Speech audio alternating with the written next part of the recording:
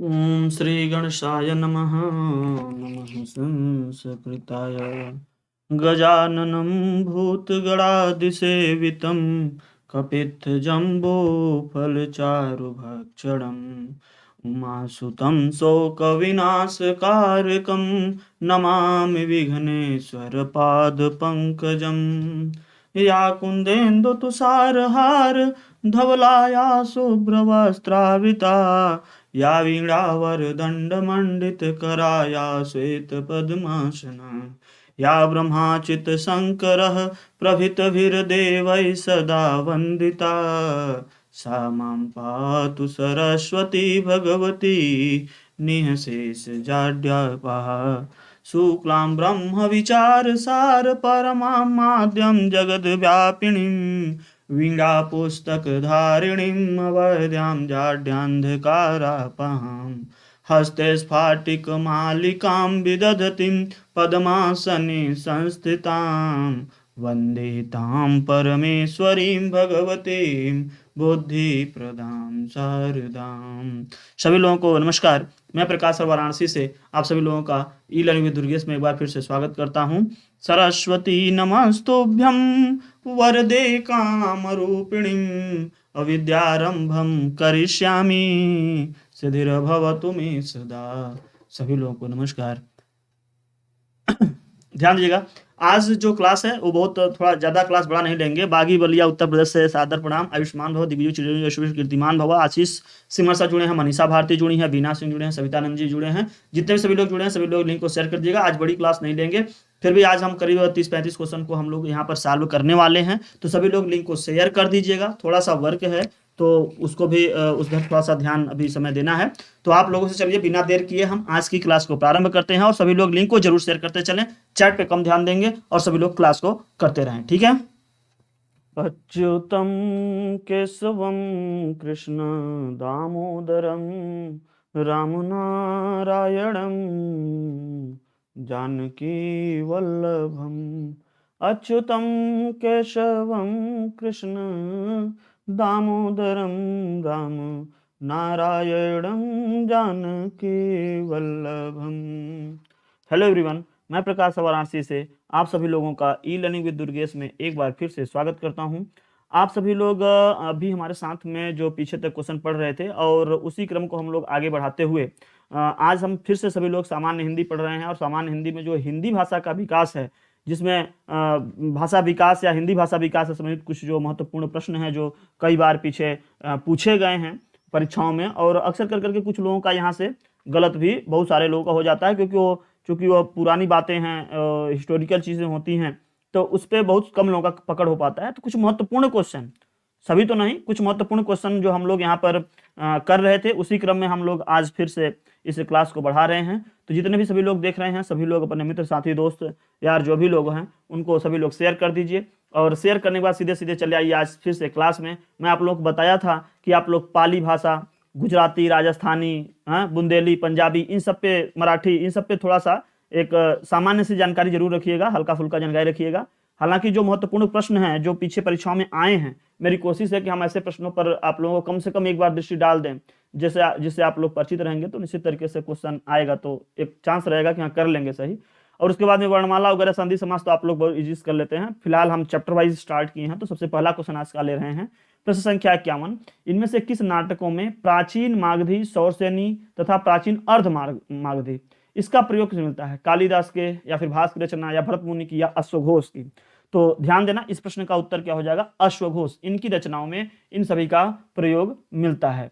Next question चलिए लेते हैं हम लोग। किस ग्रंथ में पैशाची जाति का उल्लेख होता है? आपको पता है कि जब भी बहुत सारी जो भाषाओं में जो विकास हुआ है या चेंजेस जो आई हैं, वह कह सकते हैं कि किसी जात की संस्कृति और सभ्यता से परिचित होने का माध्यम भाषा है, उसमें धीरे धीरे परिवर्तित होते होते वह उस तरीके से विकसित हुई हैं। तो उस सब का भी यहाँ पर असर दिखाई देता है। तो फिलहाल यहाँ पर जो प्रश्न है, आप इस प्रश्न का उत्तर दीजिएगा कि किसी ग्रंथ में जो पैशाची जाति है इसका उल्लेख है, किस ग्रंथ में? किस ग्रंथ है, कोई ग्रंथ है उसमें पैशाची जाति के बारे में कुछ बताया गया है।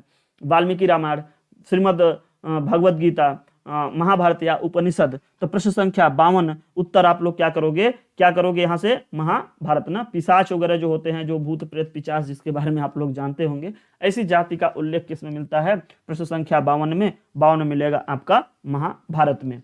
ठीक है, तो चलिए देखो भी सब याद रखोगे। अब कोई सभी ग्रंथ तो आप पढ़ोगे नहीं कि इसमें क्या क्या, किसमें क्या वर्णन किया गया है। जो प्रश्न पूछा जाता है उसके आधार पर हम लोग प्रश्न पर 2-3 बार प्रैक्टिस करे रहते हैं। आता है तो ध्यान में आता है कि हाँ इसकी भाषा वहां पे, या इसकी जात के बारे में, या इसके बारे में वहां पर चर्चा की गई थी और इस प्रश्न का उत्तर यह बताया गया था। भाषा वैज्ञानिक स्तर पर प्राकृत के कितने भेद स्वीकार किए गए हैं? किसके? प्राकृत के। अब इसके कितने भेद स्वीकार किए गए हैं? अब प्राकृत भाषा जब हम बताए थे ना कि हल्की फुल्की थोड़ी बहुत जानकारी आप जरूर रखिएगा। जैसे पाली होता है, ठीक, विभाषा भाषा। जब पाली होता है, पाली के बाद में आप लोग क्या पढ़ते हैं? प्राकृत होता है, अपभ्रंश होता है। इसी तरीके का, इसी वाले क्रम में वो पूछ रहे हैं कि बताइए कि भाषा वैज्ञानिक स्तर पर जो प्राकृत हैं, इसके कितने, प्राकृत भाषा के कितने भेद स्वीकार किए गए हैं? याद करिएगा, एक क्वेश्चन अभी कुछ देर पहले बना था कि जो प्राकृत है वह किससे किससे बना है? तो प्राक और कृत से बना था। पहले ही भी मैं बताया था, अभी एक क्वेश्चन आया था करीब जब हम पिछले वाली जो क्लास लिए थे उसमें 40-45वें नंबर के आसपास में एक क्वेश्चन आया था, हमको याद है, या शायद इसके जस्ट पहले वाला ही क्वेश्चन वही है। 1 मिनट देख लेते हैं, शायद दिखाई दे तो आप लोग उसको भी दिमाग में रख लेंगे। हाँ यही है, देखिए, प्राकृत शब्द की रचना किन 2 शब्दों से बनी है? और इस जो यह वाला जो प्रश्न, इसका भी प्रश्न का उत्तर आप सभी लोग दीजिए, इसका भी प्रश्न का उत्तर दीजिए। तो उस दिन जो लोग दे पाए थे, नहीं दे पाए थे तो उसको याद रखना। यह देखो, यह भी क्वेश्चन पूछा था प्राकृत। तो ऐसे ही जो क्वेश्चन बनते हैं कुछ न कुछ आगे पीछे कर करके क्रिएट होते रहते हैं, तो आप उसके बारे में थोड़ी बहुत जानकारी रखिए ना। और पाली में कई स्थानीय भेद होते हैं, जैसे शिलालेखी प्राकृत है, अश्वघोष के बारे में भी हम चर्चा किए रहे तो उसमें तो आए ही थे। अब इसमें कह रहे हैं कि कुल कितने हैं, तो केवल संख्या अगर आप दिमाग में रखे रहेंगे तो कम से कम कभी कभार जब जरूरत पड़ी तो आप उसके उत्तर को तो दे ही दोगे, जैसे यहाँ पर दिया गया है। ठीक, प्राकृत के कितने भेद स्वीकार किए गए हैं? तो प्राकृत के जो भेद स्वीकार किए गए हैं वह किए गए हैं 5। ठीक, प्राकृत के जो भेद स्वीकार किए गए हैं वो क्या, कितने किए गए हैं? 5। बहुत ज्यादा डीप में आपको जानने की मतलब जाने की जरूरत नहीं, उतरने की जरूरत नहीं है, बस इतना जाने संख्या है और वो कौन कौन से हैं आप उसको इतना ज्यादा रटने की जरूरत नहीं, क्योंकि उसमें ऐसा तो नहीं पूछा गया है। एक तो ओल्ड क्वेश्चन भी है, ओल्ड मतलब जो हिस्टोरिकल है, तो इसमें केवल बस ऐसे ही सिंपल चीजें पूछ देते हैं। अच्छा, कौन कौन से हैं अगर जो लोग जान रहे हैं तो लोग जरूर कमेंट करिएगा, और जो लोग नहीं जान रहे उसको खोज के जरूर लास्ट में बाद में कमेंट जरूर कीजिएगा। ठीक है, ध्वनि की दृष्टि से प्राकृत भाषाएं सबसे अधिक किसके निकट हैं? अब लो, मतलब जो ध्वनि है, जब हम बोलचाल की भाषा में प्रयोग करते हैं तो वह किसके सबसे निकट मानी जाती हैं? यह क्वेश्चन पूछ रहे हैं। कौन? प्राकृत। तो आप लोग याद कीजिए कि प्राकृत के आसपास कौन सी भाषा रही होगी, उसी से बदलते बदलते प्राकृत बनी होगी। तो या तो पहले या तो बाद वाला। तो पहले आया था संस्कृत, फिर आया पाली, फिर प्राकृत, फिर अपभ्रंश, फिर अवहट्ट, फिर हिंदी की तक पहुंचे हम लोग। तो प्राकृत के आसपास पाली और अपभ्रंश है, तो अपभ्रंश होगा कि पाली, इन्हीं दोनों से होगा, संस्कृत तो हो नहीं पा रहा है। तो ध्वनि की दृष्टि से प्राकृत भाषाएं सबसे अधिक किसके निकट हैं? तो वह पाली के सबसे ज्यादा नजदीक हैं। प्राकृत भाषाएं जो मानी जाती हैं कि वह अपभ्रंश से नहीं बल्कि पाली से। और अपभ्रंश के बाद में जब आप लोग हिंदी पढ़ते हैं तो वहां पे क्वेश्चन दूसरा बन जाता है। अच्छा, दूसरा चीज कभी भी क्वेश्चन पूछते हैं कि अपभ्रंश, जो अपभ्रंश है इसका अन्य नाम भी है, दूसरा नाम क्या है? चलिए आगे देखते हैं। क्वेश्चन है यहाँ पर कि अपभ्रंश का दूसरा नाम क्या है? प्रश्न संख्या 55, उत्तर क्या बनेगा? अवहट्ट, देसी लोक भाषा या पैसाची भाषा। तो इस प्रश्न का भी उत्तर बहुत बढ़िया है। इसको भी आप लोग कभी कभी आ जाता है, कहीं वह लिखा होता है कहीं वह लिखा होता है, तो समझने में थोड़ी दिक्कत होती है। कहीं लिखा होता है कि हिंदी का विकास किससे हुआ है, तो अपभ्रंश अवहट्ट ही होता है। अपभ्रंश अवहट्ट मतलब हिंदी से ही, हिंदी का अगर हम कहें कहीं लिख दिया जाए अपभ्रंश, कहीं लिख दिया गया अवहट्ट, तो आप सस्पेंशन में आ जाएंगे। तो ध्यान देना, इसी का दूसरा नाम क्या है? अवहट्ट है। क्या रखा गया? अवहट्ट। और यह इसके बाद में ही हिंदी आई थी, इसको भी ध्यान रखना क्योंकि कई बार क्वेश्चन आगे बन जाता है। नेक्स्ट क्वेश्चन क्या है? उक्ति प्रकरणम में क्या लिखा गया कि उक्ति प्रकरणम, ठीक, उक्ति प्रकरणम में दामोदर पंडित ने किस भाषा को अपभ्रष्ट कहा है? लो, एक क्वेश्चन यहां से बन गया। तो किसको कहा है? उक्ति प्रकरण ऐसा एक प्रकरण है, इसमें दामोदर पंडित थे, उन्होंने किसी एक इसमें से भाषा थी जिसको अपभ्रष्ट कहा। दक्षिण की, पश्चिम की, अवध की, कौशल की। कौशल को कहा। किसको कहा? कौशल को। देखिए जो लोग हिंदी से पढ़ करके आए होंगे, जो लोग बीए वगैरह किए होंगे, वो बहुत अच्छे से इतिहास पढ़े होंगे, भाषा विकास पढ़े होंगे, उनको ये सब क्वेश्चन आसान लग रही होगी। और जो लोग उस मूल उससे नहीं है, उसको एक आध दो बार जो है अगर आप लोग पढ़ लेते हैं तो मान के चलिएगा कि कहीं ना कहीं एग्जाम में आता है, तो एक दो बार अगर प्रैक्टिस रहेगी तो सही रहेगा। ठीक, हमको मालूम है कि ये चैप्टर थोड़ी सी कठिन, जो लोग हिंदी के विशेष जानकार नहीं है उनको होगा, लेकिन आगे यही करते करते जो 100-150 क्वेश्चन है उसी में से घुमा फिरा करके एक दो क्वेश्चन आता है, और ये अगर ना भी कर पाए तो बहुत बड़ा अंतर नहीं आता। लेकिन भाई हम कहना कि अब की बार एक सीट हमार, तो अब जब गुरु जी बोलते हैं कि अब की बार एक सीट हमार, तो आप सोचिए कि क्यों, मतलब एक एक क्वेश्चन तो पहले नहीं छोड़ना है, एक एक क्वेश्चन नहीं छोड़ना है, तो आपको एक एक नंबर की तैयारी हम लोग यहाँ पर करवा रहे हैं, कोई भी प्रश्न छूटने न पाए ऐसी कोशिश रहती है। ठीक है, तो अपनी ओर से पूरी कोशिश आप लोग भी कीजिए। लहंदा कहाँ की भाषा है? लहंदा प्रश्न संख्या 57 कहाँ की भाषा है? यह अफगानिस्तान की है। ठीक, अफगानिस्तान की लहंदा है। अब ये कई बार पूछा है, इसलिए हम इस क्वेश्चन को यहाँ पर ले लिए हैं। ठीक, अब यूरोप, जापान इन सब के बारे में नहीं पूछता है, नहीं तो फिर आप चलिए सभी देशों के बारे में आप जानिए फिर। हाँ, जो ज्यादा पूछा था बस वही। प्रत्येक वर्ष हिंदी दिवस का आयोजन कब किया जाता है? 14 नवंबर, 14 अक्टूबर, 14 सितंबर या फिर 14 अगस्त। सभी लोग जो उत्तर दे रहे हैं बहुत अच्छा, लेकिन आप लोग शेयर भी करते चलिए, देखते भी चलिए। तो प्रश्न संख्या 58, और 58 का जो उत्तर आएगा वह आएगा 14 सितंबर। ठीक है, क्या होगा? 14 सितंबर। यह भी बहुत इंपॉर्टेंट क्वेश्चन है, इसको ट्रिपल स्टार में डालिए। कम से कम में क्वेश्चन अगर एक आध पूछा जाता है तो या तो यह पूछ लिया जाता है, या तो फिर वहीं पूछ देते हैं कि भारतीय संविधान में किस अनुच्छेद में रखा गया है भाषा को, राजभाषा को, वह अक्सर करके पूछ लिया जाता है। घनानंद किस धारा विशेष के प्रमुख कवि हैं? घनानंद किस धारा विशेष के, मतलब भक्ति काल के या निर्गुण काल के, या भक्ति धारा ऐसे बोलते हैं ना ऐसे। ठीक, तो निर्गुण काल, रीति काल या फिर वीर गाथा काल। तो इनका जो समय विभाजन हुआ है, उस समय विभाजन के आधार पर भी आप लोग थोड़ी बहुत कक्षा 9 या 10 की जो किताबें उठाएंगे उसमें भी मिल जाएगा, या फिर अपना जो हम लोग जो नोट्स देते हैं उस नोट्स में भी पूरे अच्छे से बताया गया, उसको भी आप लोग देख सकते हैं। जैसे प्राचीन काल या आदिकाल में क्या क्या हुआ या कौन कौन लोग थे, मध्यकाल में, आधुनिक काल में, इस तरीके से गद्य का विकास और काव्य का दोनों के बारे में आप लोग थोड़ी बहुत जानकारी रख लीजिएगा। वैसे पहले हम देखे थे कि जो पुरानी छोटे छोटे सीरीज वगैरह आते थे उसमें भी एक 4-6 पन्ने में सब चीजें दी गई होती थी, अगर वो भी मिल जाए तो उससे एक बार रिवाइज जरूर कर लीजिएगा। तो यहाँ पे हो जाएगा किस धारा के थे, तो यह रीतिकाल के थे। किसके? रीतिकाल के। नेक्स्ट क्वेश्चन चलिए आगे देखते हैं। प्रश्न संख्या 60 में आते हैं। प्रश्न संख्या 60 का उत्तर क्या बनेगा? मध्य युग में हिंदी को केरल में किस नाम से जाना जाता था? मतलब जब मध्य युग चल रहा था उस टाइम पर केरल में हिंदी को क्या जानते थे? तुल्लक, कर्मणि, उतुंग या रार, किसके नाम से उस टाइम पर जानते थे? तो उसमें तुलक जानते थे। क्या जानते थे? तुलक भाषा। ठीक है, मध्य युग में। तो ये भी याद रख लिएगा। प्रेम सागर पर किस भाषा का प्रभाव है? मतलब प्रेम सागर जो लिखी गई उसमें कौन सी भाषा ज्यादातर प्रयोग की गई है? तो प्रश्न संख्या 61 उत्तर आएगा ब्रज भाषा। क्या आएगा? ब्रज भाषा। ब्रज भाषा में ज्यादातर वह लिखा गया है। तो प्रेम सागर जो है वह ब्रज भाषा। आप बताइएगा प्रेम सागर के रचयिता कौन है? जो लोग उत्तर दे रहे हैं उसमें से आप लोग कमेंट करके बताइएगा। मैं दुनिया की सब भाषाओं की इज्जत करता हूं, परंतु मेरे देश में हिंदी की इज्जत न हो यह मैं बर्दाश्त नहीं कर सकता। यह कथन किसका है? ठीक, आप देख लीजिए कि मैं दुनिया की सब भाषाओं की इज्जत करता हूं, परंतु मेरे देश में हिंदी की इज्जत न हो यह मैं बर्दाश्त नहीं कर सकता। यह कथन किसका है? गांधी जी का, काका कालेलकर का, या सुभाष चंद्र या विनोबा भावे का? प्रश्न संख्या 62 है। आपको उत्तर मिलेगा विनोबा भावे जी ऐसा बोल रहे थे, और ये भाई हिंदी को उत्थान के लिए बहुत कार्य किए।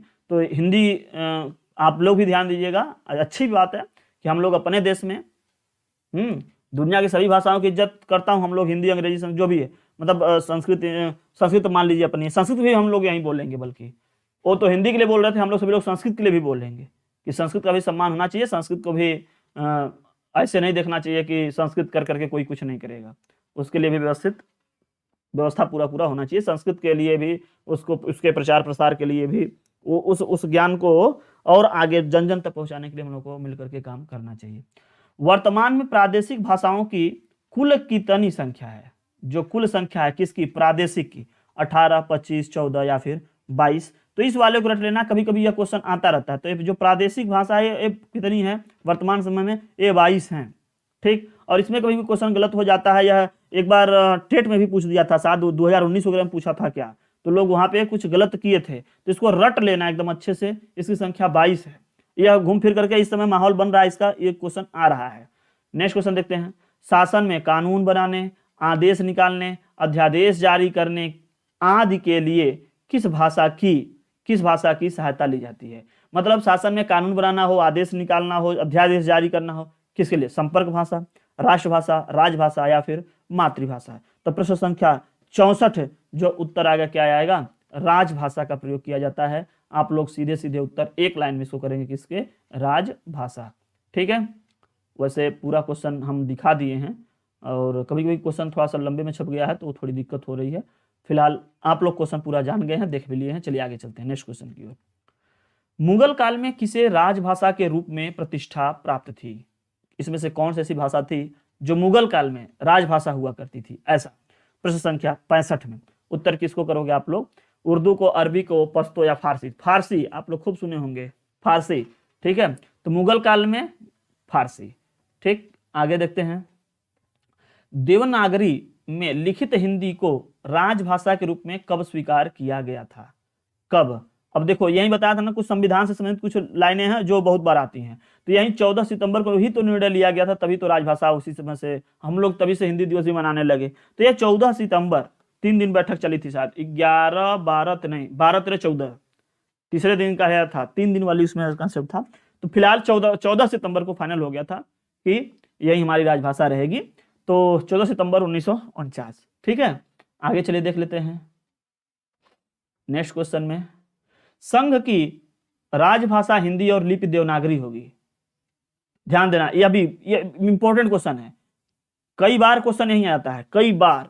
यह व्यवस्था भारतीय संविधान के किस अनुच्छेद में की गई है? अर्थात यह एक अनुच्छेद ही है, सेम से वहीं लिखा ही है, उस अनुच्छेद में लिखा ही है कि संघ की भाषा या भारत संघ की जो है इसकी राजभाषा हिंदी और लिपि देवनागरी होगी। ऐसा सीधे सीधे हम बता दें, 343 में तो कहा गया, लेकिन 343(1) में कहा गया, माने सबसे पहले पॉइंट पे ही यही लिखा गया कि हमारी राजभाषा हिंदी और लिपि क्या है? देवनागरी। हमारी मतलब यहाँ पे संघ जो है, भारत जो संघ है, ठीक है, यह इसकी राजभाषा हिंदी और लिपि देवनागरी है। नेक्स्ट क्वेश्चन चलिए देखते हैं हम लोग। किस अनुच्छेद में राज्य के विधान मंडलों को इस बात की छूट दी गई है कि वे अपने यहाँ क्षेत्रीय भाषा हिंदी अथवा अंग्रेजी किसी का भी प्रयोग कर सकते हैं? अर्थात यह राज्य के विधान मंडलों को यह छूट दिया गया है, क्योंकि भाई हमारी जानते हैं आप लोग, भारत क्या है, बहुत सारा विविधता होता है, तो जरूरी थोड़ी ना कि इधर वाले हिंदी जानते हो, इधर वाले हिंदी जानते हो, इधर वाले, वो अलग बात है कि हम लोग इधर साइड ज्यादा लोग हिंदी जानते हैं, लेकिन इन लोगों को जबरदस्ती इनके ऊपर थोपा तो जाएगा नहीं, तो इसलिए इनको कुछ थोड़ी बहुत छूट मिल गई। जैसे यहाँ पे भी बहुत प्रॉब्लम होती थी, अब लोग जानते हैं नागालैंड और अरुणाचल प्रदेश सब में, तो वहां पे इनको छूट दी गई, लेकिन उसके लिए एक संविधान में एक मतलब प्रॉपर तरीके से नियम बना करके दिया गया, ऐसे हवाई बात नहीं कर दिया गया, हाँ चलो ठीक है। तो 345 तो वैसे भी नहीं, 343 में ही कहा गया है। किसमें? 343 में ही वह कहा गया है। उसमें आप देखेंगे 343 A B C D मतलब 1 2 3 4 ऐसे करके बहुत सारे पॉइंट हैं, तो इसी में वह बात आकर के मिलती है। तो प्रश्न संख्या 68 में आप उत्तर करोगे 345 या 343 में, 345 में कहते हैं, 343 में नहीं, 345 ही करिए, 345 करेक्ट होगा, बिल्कुल सही। आप 345 में करिए। 343 में बहुत ज्यादा बात नहीं कही गई है, ठीक है। 343 में एक तो कहा गया सीधे सीधे, वो चूंकि आप देखेंगे ना 343 44 45 46 ऐसे करते 50 51 52 तक आएंगे, तो 51 तक केवल और केवल बस भाषा के बारे में ही चर्चा किया गया है। आप इतना ध्यान दीजिएगा, केवल किस बारे में बात किया गया है? भाषा के बारे में बात किया गया है, जिसमें से जो 343 है उसमें संघ की राजभाषा के बारे में चर्चा किया गया है, और 44 में आयोग और संसद समिति जो है उसके संबंध में कुछ बात की गई है। फिर 45 में राज्य की राजभाषा या राजभाषाएं, जो राज्य की राजभाषा है वो यहां पर बात आती है। 345 आप करेक्ट कीजिएगा, ठीक है, 345 ज्यादा सही होगा। 343 में बहुत ज्यादा कुछ ऐसे हम उसमें नहीं बात है, बल्कि ये ज्यादा सही है। और उसके बाद फिर आगे जब चलेंगे हम लोग तो बहुत सारा उसमें मिलेगा, 349 48 45 से, जैसे उच्च न्यायालय और जो हाई कोर्ट वगैरह हैं, ठीक, और सुप्रीम कोर्ट में भी है, इन सब के में जो बातचीत करने वाली भाषा वो 48 में कही गई है। फिलहाल उतना डीप नहीं, ये भी क्वेश्चन डीप में ही आ गया। फिलहाल राज्यों को जो दी गई है वो 345 कीजिएगा, और मूल रूप से जो केवल जो हमारे संघ की राजभाषा है और लिपि देवनागरी है, ज्यादातर क्वेश्चन वो 343 वाला आता है, और ये 345 में इनके लिए कहा गया है। ठीक, आगे देख लेते हैं। किस अनुच्छेद में हिंदी को सर्वमान्य भाषा के रूप में विकसित करने पर बल दिया गया? देखो यहां पर अब क्या कर रहे हैं, प्रचार प्रसार कर रहे हैं भाई। जो 252 243 इन सब में है, अब आप लोग सोच लो कि किस में कहा गया होगा, किस में कहा गया होगा। तो प्रश्न संख्या 69 में अगर आप देखोगे, 45 में अभी आप कह दिए विधान मंडल वगैरह उन सब कहते भी नहीं होगा, हाई 200 इस सब भाषा के बारे में चर्चा नहीं है, तो क्या हो जाएगा 351 में। और जस्ट इसी के बाद में 352 से इमरजेंसी स्टार्ट हो जाती है, अनुच्छेद संख्या 352 से। 351 में इसके जो है विकास पर बल दिया गया है, मतलब किस तरीके से इसके प्रचार प्रसार विकास हो, इस पर कार्य होगा। ठीक, आगे चलते हैं 70 में। 1955 में किसकी अध्यक्षता में राजभाषा का गठन किया गया था? बहुत अच्छा क्वेश्चन, बेहतरीन क्वेश्चन। तो ये बाल गंगाधर खरे थे। कौन थे? बाल गंगाधर खरे, तिलक नहीं, खरे, इनको याद रखना। एन बेसन महात्मा नहीं, इनको याद रखना। ठीक, एक देखो तिलक भी दिया है, यहां भी दिया है, इनको आप कीजिए। प्रश्न संख्या 70 में इसमें बी में कीजिए। ठीक है, नेक्स्ट क्वेश्चन चलिए देखते हैं। जब तक ये क्या लग गया और कहां से लग गया यहाँ गजब क्वेश्चन यहाँ पे हो गया। तो को स्वीकार नहीं कर लेते, मतलब जहां पर हिंदी नहीं बोली जाती है ऐसे राज्य जब तक हिंदी को स्वीकार नहीं कर लेते तब तक अंग्रेजी हिंदी के साथ, तब तक क्या होना चाहिए, अंग्रेजी हिंदी के साथ राजभाषा के रूप में बनी रहेगी। मतलब अंग्रेजी में कार्य आप लोग है ठीक है करते रहिए। मतलब ये बात यहाँ पे कह रहे हैं कि आप केवल आप अंग्रेजी या उन सभी जो भी आपका भाषा उसी पे नहीं टिके रहोगे। मूल आपका बात है कि आप लोग भी हिंदी लाइए। जैसे उत्तर प्रदेश में हिंदी हो गया, राजस्थान में भी हिंदी मान लीजिए, मध्य प्रदेश वाले सपोर्ट कर दिए, बिहार वाले सपोर्ट कर दिए, ये 5-6 जो स्टेट है इधर से हिंदी के पक्ष में आ गए। ठीक, हिंदी के पक्ष में आ गए। लेकिन बहुत सारा देखिए, अभी बहुत सारा अपना भाग है जो हिंदी लोग उतना देर नहीं आते हैं, तो इनको एक सहूलियत दे दी गई कि भाई आप लोग ठीक है अभी अपने जो भी भाषा है आप उसको प्रयोग कर रहे हैं, साथ साथ इंग्लिश में सारे कार्य को आप लोग कर रहे हैं ताकि इंग्लिश में सभी को समझ में आए। अगर आप लोग कन्नड़ मलयालम तमिल में कर देंगे तो यहाँ वालों को समझने में भी दिक्कत होगी। तो हमारा और इंग्लिश इस समय भाई इतना जोर शोर से चल रहा है कि इंग्लिश पे तो भाई सभी लोग जान ही रहे हैं। तो अभी इंग्लिश चल रहा है, आप इंग्लिश आप यूज कर लीजिए, लेकिन इंग्लिश को हम कोई दर्जा नहीं देंगे। और आप लोग भी कोशिश कीजिए कि जितने जल्दी हो सके हिंदी पर आप लोग आ जाइए। ठीक, मतलब ये लोग एकजुट हैं, इसलिए सभी लोगों को हिंदी पे लाने की कोशिश की जा रही है, लेकिन इनके ऊपर कोई चीज सीधे थोपा ना जाए, इसलिए अभी इनको इंग्लिश की सहूलियत दी गई है। ठीक, तो प्रश्न संख्या 71, और यहाँ पर क्या हो जाएगा उत्तर, क्या हो जाएगा 1967 में। ठीक, यह राजभाषा अधिनियम में की गई है व्यवस्था, किसमें 1967 के अधिनियम में यह बात की गई है। और ठीक भी है, चलिए ठीक है, हमारी वो सम्मान तो होना ही चाहिए, या फिर हम लोगों का एक राष्ट्र एक देश जो भी आप चल रहा है वो तो हो, लेकिन आप कोई अगर नहीं जान रहा तो उसके ऊपर थोपिए ना। ठीक है, उसको थोपिए ना। और इंग्लिश से इतनी चिड़ है कि इंग्लिश पर वो चलना नहीं चाहते हैं हम लोग। तो प्रश्न संख्या 71, उत्तर क्या हो गया 1967। आगे चलिए देख लेते हैं नेक्स्ट क्वेश्चन में। क्वेश्चन इधर कुछ बड़े बड़े शब्द दिए गए हैं, क्या ये थोड़ा सा बैक कर लेते तो शायद आ जाता, छोटा दिखेगा बस। नेक्स्ट क्वेश्चन, राजभाषा संबंधी संवैधानिक और विधिक व्यवस्था का अनुपालन करने और संघ के शासकीय कार्यों में हिंदी के प्रयोग को प्रोत्साहन देने के लिए जून 1975 ईस्वी में किस मंत्रालय ने एक स्वतंत्र विभाग की स्थापना की थी? प्रश्न संख्या 72, और उत्तर आएगा, ये होम मिनिस्ट्री में जाता है। ठीक है, क्या हो जाएगा गृह मंत्रालय, शिक्षा मंत्रालय में नहीं, गृह मंत्रालय में। शिक्षा मंत्रालय जो मानव संसाधन विकास मंत्रालय हुआ करता था उसमें था, अब जो है शिक्षा मंत्रालय के नाम से आप लोग इसे जानते हैं। फिलहाल इस वाले क्वेश्चन में उस टाइम पर उत्तर भी क्या था यह, और यही सही रहेगा, गृह मंत्रालय। ठीक, प्रश्न संख्या 72 आ जाएगा उत्तर ए। नेक्स्ट क्वेश्चन चलिए देख लेते हैं, फिर से एक क्वेश्चन और। तो इस क्वेश्चन में क्या है, इस क्वेश्चन में है कि 1975 ईस्वी में हिंदी के क्रियान्वयन को तीव्र करने के लिए इनमें से किसका गठन किया गया था? किसका गठन किया गया था? प्रश्न संख्या 73, बताओ किसका? हिंदी सलाहकार समितियां, आयोग नहीं, समितियां, संस्थान नहीं, समितियां। तो प्रश्न संख्या 73, इस प्रश्न का उत्तर जो आएगा वो था हिंदी सलाहकार समितियां। नेक्स्ट क्वेश्चन चलिए देख लेते हैं, संविधान में प्रादेशिक भाषाओं का उल्लेख किस अनुसूची के अंतर्गत किया गया है? देखो, ये अनुसूची पूछा जाता है, अनुच्छेद पूछा जाता है। जैसे आप लोग पटाख से बता देते हैं 343, 343 से लेकर करके 351 तक भाषा बताई गई अनुच्छेद में, ऐसे ही अनुसूची होती है। ठीक, तो कह रहे हैं किस अनुसूची में किया गया है, किस अनुसूची में। अच्छा आप बताइएगा कि इस समय जो करंट में अनुसूचियों की संख्या है वह कितनी हो गई है। तो प्रश्न संख्या 74 फिलहाल इस प्रश्न का उत्तर आप इसमें दीजिए और उसको कमेंट में दीजिए। तो प्रश्न संख्या 74 का उत्तर क्या हो जाएगा, 8वीं अनुसूची में क्या है, भाषा है। ठीक, जितनी भी भाषा वगैरह के बारे में चर्चा हुई सब भाषा के बारे में, 8वीं अनुसूची के बारे में, 8वीं अनुसूची में वह दिया गया है। आप लोगों से हम क्वेश्चन पूछे हैं कि आप लोग एक बात बताइए कि कुल कितनी अनुसूचियां हैं, अनुसूचियों की संख्या को आप कमेंट कर करके बताइए। ठीक, क्या अनुसूचियों की संख्या। ठीक है, चलिए आगे हम लोग चलेंगे, नेक्स्ट क्वेश्चन की ओर चलेंगे। 75 आयऊ क्या है, आयऊ शब्द निम्न में से किस बोली का है। आयऊ कहाँ आयऊ ऐसा कुछ बोले जाते हैं। अब आप लोग जानते होंगे भोजपुरी, अवधी, ब्रज या खड़ी बोली, जिसमें जिस एरिया के लोग बोलते होंगे वो लोग तो जान गए होंगे, और जिधर के लोग नहीं बोलते होंगे उनको थोड़ी सी इसमें दिक्कत तो जरूर होगा। तो एक बार बताइएगा आप लोग, जो लोग जान रहे हैं वही बताएं कम से कम कि किधर है, कहाँ जात नहीं, कहाँ आयऊ है, कहाँ गयऊ आयऊ, इस तरीके की जो है बोला जाता है, बताइएगा कि वह कहाँ। ठीक है, जी हाँ बिल्कुल, अनुसूचियों की संख्या इस समय 12 हो गई हैं। बहुत सही आप लोग बताए, और अनुसूचियों की संख्या आप लोग सही बता दिए। अच्छा ये बता सकते हैं कि पहले कितनी थी, जब संविधान बना था तब कितनी थी। तो उस टाइम पर कुल कितनी थी अनुसूचियां, 8 अनुसूची थी, लेकिन बाद में बदलते बदलते या बढ़ते बढ़ते जोड़ते जोड़ते 1-2 बार में बढ़ा करके कितना कर दिया गया है, 12। ठीक, बहुत अच्छा बहुत अच्छा। तो इस प्रश्न संख्या 75 में उत्तर आप लोग का आएगा ब्रज भाषा में।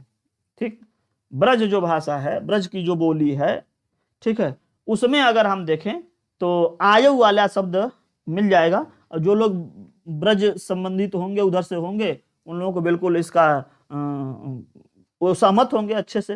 अच्छा कुछ लोग जो है अपने यहाँ साइड का जो लोकल एक लैंग्वेज होता है, जो लोकल एक बोली होती है, उसको थोड़ा सा कभी कभी शेयर किया कीजिए, और खास तौर पे जब आप लोग हमसे मैसेज करें तो कभी कुछ बताया कीजिए, ताकि उससे कुछ कुछ जानने को मिलता है, जहां नहीं जा पाते हैं कम से कम वहां के बारे में कुछ जान जाए। तो यह रहे आपके सामने कुल 75 क्वेश्चन मैंने अभी डिस्कस कर लिए हैं। फिर कभी जरूरत पड़ेगी कुछ और महत्वपूर्ण क्वेश्चन हमको समझ में आएंगे कि हाँ इसको बता दें, इसको करवा दें।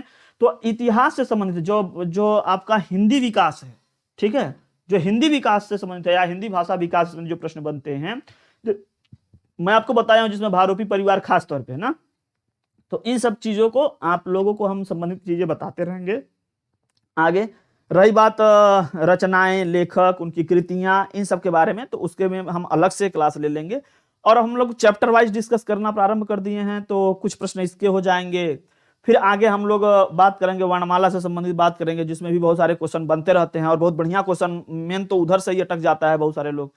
उसके बाद फिर संधि, समास, कारक, प्रत्यय, सब तो है ही, इन सब पे तो करेंगे। अलंकार हुआ, रस, छंद, अलंकार, जो भी चीजें हैं उन सब पर जैसे चैप्टर वाइज तत्सम, तद्भव, विलोम शब्द, पर्यायवाची शब्द, इन सब पे चर्चा करते करते हम लोग आगे चलेंगे।